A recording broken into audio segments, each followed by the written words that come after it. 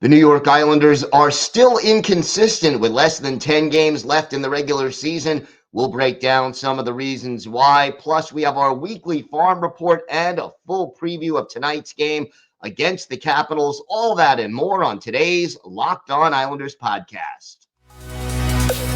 Your Locked On Islanders, your daily podcast on the New York Islanders. Part of the Locked On Podcast Network, your team every day.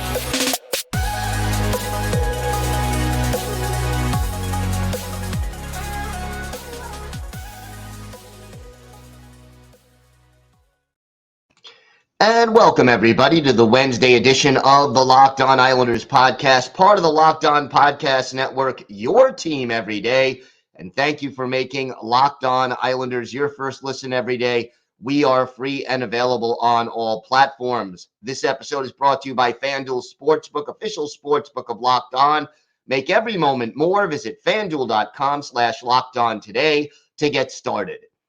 We have got a lot to discuss on today's show, but first, if you've got something Islanders related on your mind, if you have a question, a comment, or a topic maybe that you'd like us to talk about on a future episode, feel free to send us an email at lockedonislanders@gmail.com. And if you leave your first name and where you're from, we're happy to mention you on the show when we discuss whatever it is that's on your mind. You could also follow the show on Twitter at Locked On Isles. And you can follow me, Gil Martin, on Twitter at Ice Wars, NYR, VSNYI. We'll keep you up to date on all the latest Islanders news, notes, and happenings. And I am live tweeting during nearly every Islanders home and road game. So join me for some instant insight and analysis. And it's always great to talk a little Islanders hockey with Islander fans, game time or anytime. So please do reach out. Let's start today's show with this. And, I look at my Twitter feed, I look at the comments on our YouTube channel and some of the emails I get. And, one thing that everybody is very upset about and sort of trying to figure out is the reason, why is this Islanders team so inconsistent? Here we are, with 7 games left on the schedule, and they still can't seem to, they'll play so well against Toronto and New Jersey, 2 teams that have already now clinched playoff spots and are above them in the standings. And then they'll go into a game against Columbus and Buffalo, Columbus having the worst record in the league coming into the game, and Buffalo, again, sort of being a team that had been slumping badly and struggling. And yet they lay an egg and play just some very bad hockey in those games. And why? I think there's a couple of things. And I'm not going to blame Lane Lambert specifically as much as I'm going to say, yeah, Lane Lambert, as a first-year head coach in this league, is still going through some growing pains, figuring out exactly what he can and cannot do, what works, what doesn't, what buttons he can press to make things work. And I think we have, as I've said before on the show, seen growth in that area from Lane Lambert. But again, still some question marks out there as to, him getting a feel for being an NHL head coach. But I think the other thing goes deeper. And it has more to do with Lou Lamoriello than it does to do with Lane Lambert. And that is this.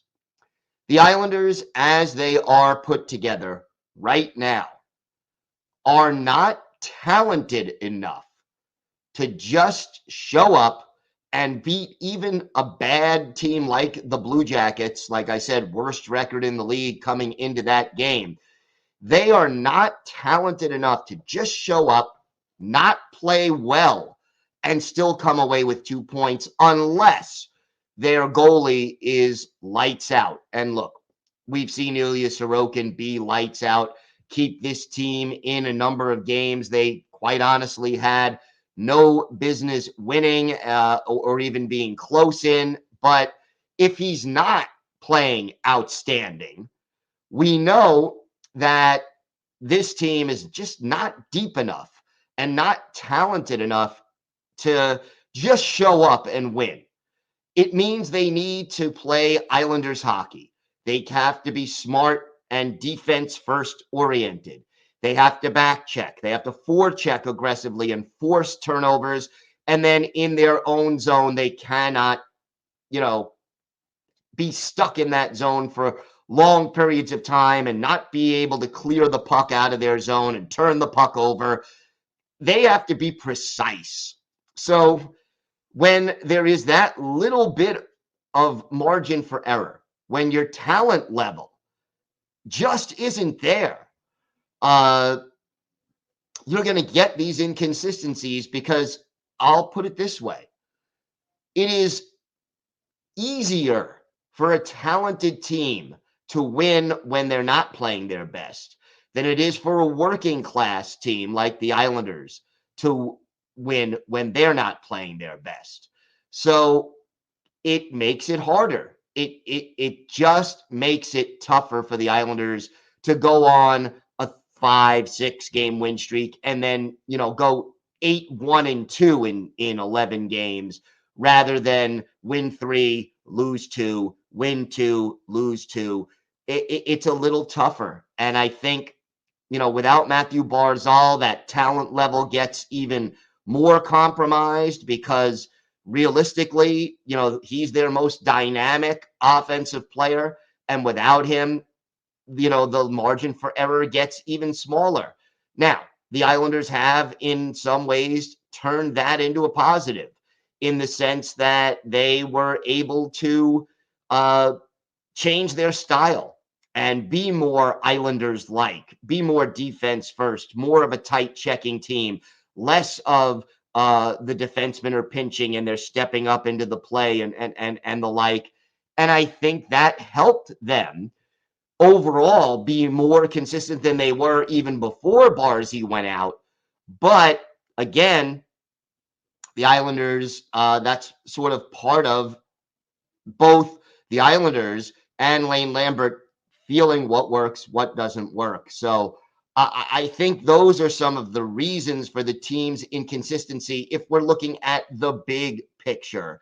And hopefully, it's something that will be addressed by Lou Lamoriello during this off season. Also wanted to get in a question. And, to me, we'll get to that, one of your email questions. Plus, we have our weekly farm report and a full preview of tonight's game against the Capitals. And I'll tell you, the Islanders getting closer and closer to clinching a playoff spot, and a win against the Caps would go a long way toward that. So lots more to talk about on this episode of the Locked On Islanders podcast. Today's episode is brought to you by FanDuel. The tournament is heating up, and there's no better place to get in on the action than FanDuel, America's #1 sports book. That's because right now, FanDuel is giving new customers a no-sweat first bet up to $1,000. That's up to $1,000 back in bonus bets if your first bet doesn't win. And all you have to do is go to FanDuel.com/lockedon and sign up today to claim your no-sweat first bet. Then you can wager on everything from the money line to point spreads to which team will be cutting down the net. And it's all on an app that's safe, secure, and super easy to use. And yes, Islander fans, you can use your knowledge of the Islanders on FanDuel. Check out the odds for tonight's game against the Caps today. So don't miss your shot at a no-sweat first bet up to $1,000 in bonus bets when you join FanDuel today. Just go to FanDuel.com/lockedon to sign up. Make every moment more with FanDuel. So wanted to get to an email here, and this one is from Tom in Westchester. He asks, who would you rather have, Bo Horvat or Johnny Gaudreau, an all-around player or a pure scorer? I know it's moot as Gaudreau has signed a long-term deal with the Blue Jackets, but just for fun, if both were available, who would you choose based on the Islanders' needs? Horvat has been disappointing recently and needs to score more goals, even though he's been doing other things well. Tom, first of all, thank you so much for the email. Greatly appreciated. Here's the thing. If you're asking me, am I starting a team today? Would I rather have the all around guy like Bo Horvat, who's capable of 30 goals plus, but is, more of able to do other things really well, or that pure sniper in, a Johnny Gaudreau or a Connor McDavid or, Alexander Ovechkin in his prime, however you want to put it? I would rather have the Bo Horvat. But your question was, who would I choose based on the Islanders' needs? And based on the Islanders' needs right now, they need the goal scorer. The Islanders need the next Mike Bossy. That's what they need. They don't have it. And yeah, Bo Horvat, solid offensive player. 30-goal guy the last 2 years. Could hit 40 this year if he picks up his play down the stretch. And that is certainly something the Islanders need. But the Islanders right now need the goal scorer. Now, in the long run, I still think they're better off with a guy like Horvat, only because the Islanders are a team that plays a very specific system, as we mentioned in the previous segment, that, this team has to be very precise. They have to play a certain style in order to be successful. But, if you had a couple of really good goal scorers on your team, maybe you could win playing a different style. So, right now, I think the Islanders need the goal scorer. But overall, I think that in the long run, you're better off building around your Bo Horvats for this team than you are around your pure sniper. I hope that answers the question. I'm not trying to, answer it by playing all ends against the middle, but that's where I think this team is. And, well, we'll see how things work out. But I would go more with the sniper right now, but in the long run, the all-around player. All right, time for our weekly farm report as we discuss all things Bridgeport Islanders.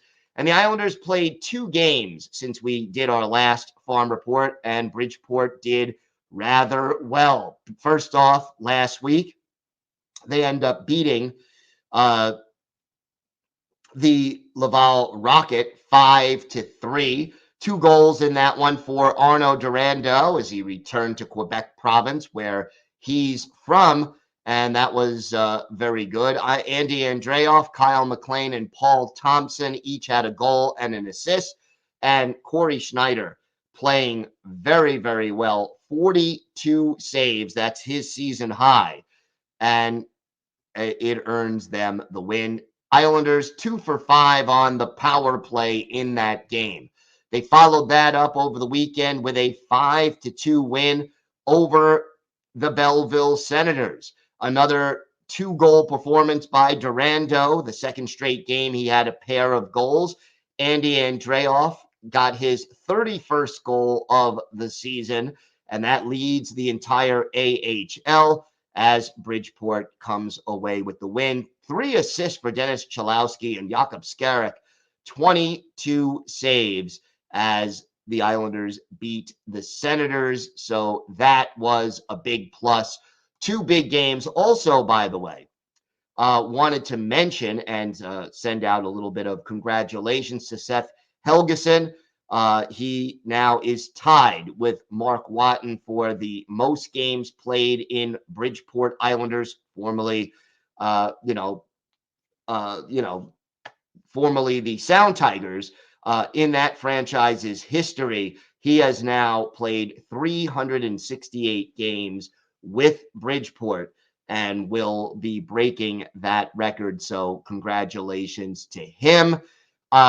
We look right now at the standings, and Bridgeport presently in 6th place, which would get them into the playoffs in the Atlantic Division, 4 points behind Lehigh Valley for 5th, 5 points behind Springfield for 4th, but they have a game in hand on Lehigh Valley, so they can cut that 4-point deficit in half if they can win it. But the Islanders are just 1 point ahead of the Rangers affiliate, the Hartford Wolfpack, who are in 7th place, but the Islanders do have a game in hand. As for the leading scorers, Chris Terry still leading the team with 62 points. He has a team high 43 assists.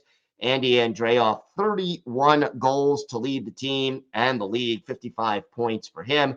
Ruslan Iskakov, 49 points, 17 goals, 32 assists in 60 games. And then William Dufour, he's reached the 20-goal mark, 20 goals, 42 points in 62 games. Arno Durando, also 42 points.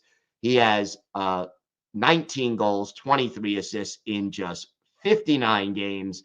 And Dennis Chalowski and Samuel Bolduc now both tied with 35 points, although Bolduc, who, as we know, is now with the big club, has done it in 56 games as compared to Chalowski, who's played in 58.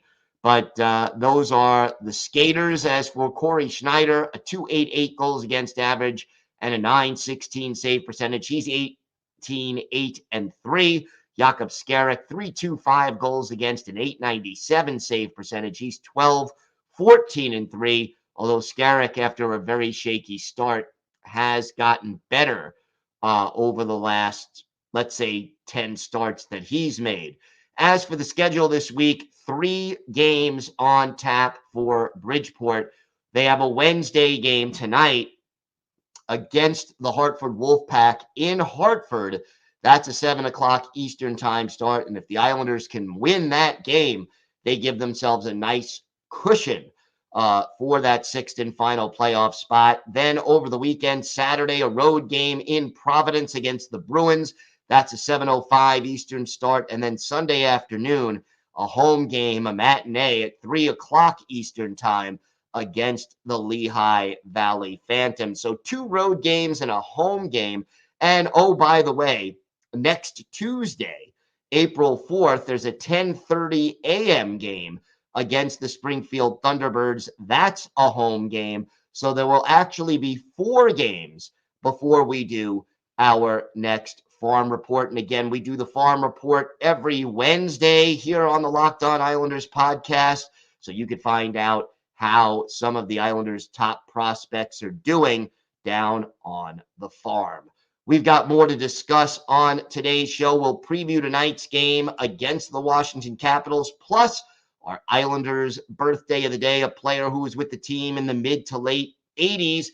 We got all that and more still to come on today's Locked On Islanders podcast. So, Islanders, Capitals, tonight in Washington, D.C., a 7:30 Eastern time start, and another big game for the Islanders. Capitals, 9 points behind the Islanders with a game in hand. If the Islanders win this game, I would say the Capitals' chances of making the playoffs go somewhere between slim and none. But again, we sort of have to wait and see how that goes. I mean, look, the Capitals at this point are already a long shot, but maybe, they're holding on to some slim semblance of hope as far as that, last playoff spot is concerned. The Capitals right now not doing well. They were more sellers than buyers at the trade deadline, and they've lost 4 of their last 5, including their last game, 4-3 against the Pittsburgh Penguins. Their only win, a 6-1 drubbing of the Blackhawks, which happened back on March 23rd. We all know Alexander Ovechkin, 42 goals in 68 games.